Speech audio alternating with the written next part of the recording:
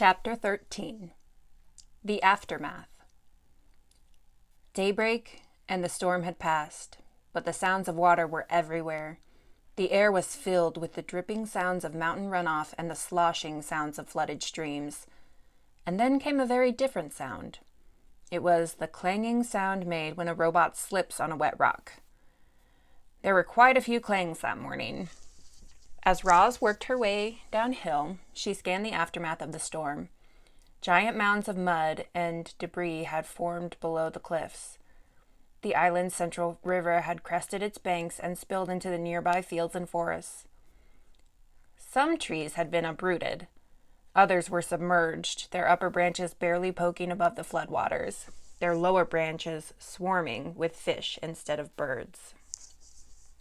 After such a storm, you might expect to see animal corpses scattered among all the devastation. But the animals seemed to have survived just fine. Somehow they had known the storm was coming, and they had found shelter long before it rolled in. Lowland creatures who had sought refuge on higher ground were waiting patiently for the water to recede. Deer were wading through the flooded fields. Beavers were busily collecting a trove of fallen branches. Geese honked in the sky before splashing down into a watery section of the forest. Clearly, the animals were experts at survival. Clearly, the robot was not. Roz was crusted with mud and grit, so she gave herself another good cleaning, but that only revealed her dents and scratches. They were really starting to add up. She hardly resembled the perfect robot who had appeared on the shore just a week earlier. The wilderness was taking a toll on poor Roz, so she felt something like relief when she spotted the quiet hole in the side of the mountain. It looked like a safe place for a robot.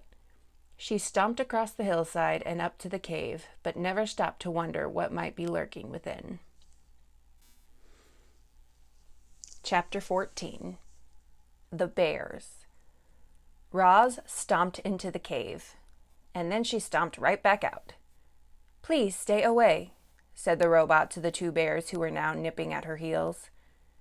You see, when Roz stomped into the cave, she accidentally woke a brother and sister bear from their morning nap, which is never a good idea. And to make matters worse, bears have an instinct that drives them to attack when a creature runs away, especially if the creature running away is a mysterious, sparkling monster. So as the startled bears watched Roz stomping out of their cave, they really had no choice at all. They simply had to take up the chase. Roz tried her best to outrun the bears. She leaped over rocks and wove through trees and stomped across the mountainside at full speed. But the bears were young and strong and fast. And the robot still had so much to learn about moving through the wilderness. She never even saw the tree root. One moment she was stomping along, and the next moment she was flying through the air and thumping down onto a rotten log. Clumps of soft wood stuck to her side as she stood and faced her attackers.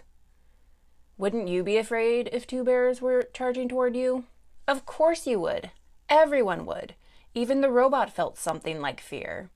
Roz was programmed to take care of herself. She was programmed to stay alive. And as the robot watched these bears charging toward her, she knew her life was in serious danger. The bears slammed into Roz, knocking her against the trunk of a towering tree. Then one bear dove at her legs, and the other clawed at her chest.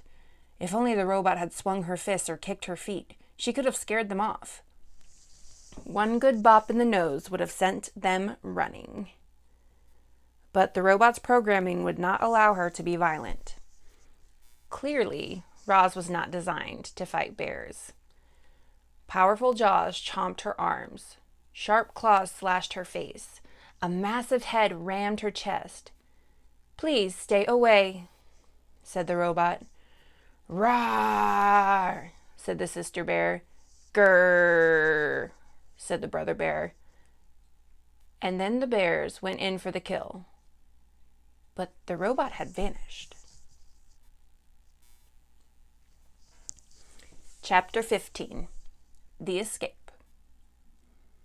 Using all the strength in her legs, Roz jumped straight up, high into the air, and landed on a tree branch overhead. The tree shook with the sudden weight of the robot, and then, thunk thunk, 2 pine cones bounced off Roz, and a moment later, thunk thunk, The same pine cones bounced off the bears below. The bears grunted with annoyance. This gave Roz an idea. The robot's programming stopped her from being violent, but nothing stopped her from being annoying. So Roz plucked pine cones from the nearby branches and lobbed them at the bears. Thunk, thunk, thunk, thunk.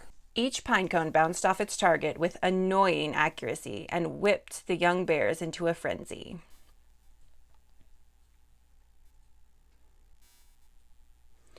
"Roar!" said the sister bear.